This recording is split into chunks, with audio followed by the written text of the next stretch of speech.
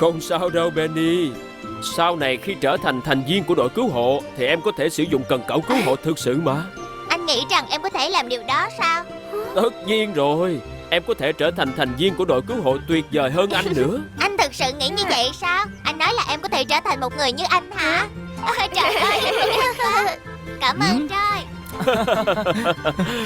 Mình đã nói rồi, Benny chỉ thích tôi thôi.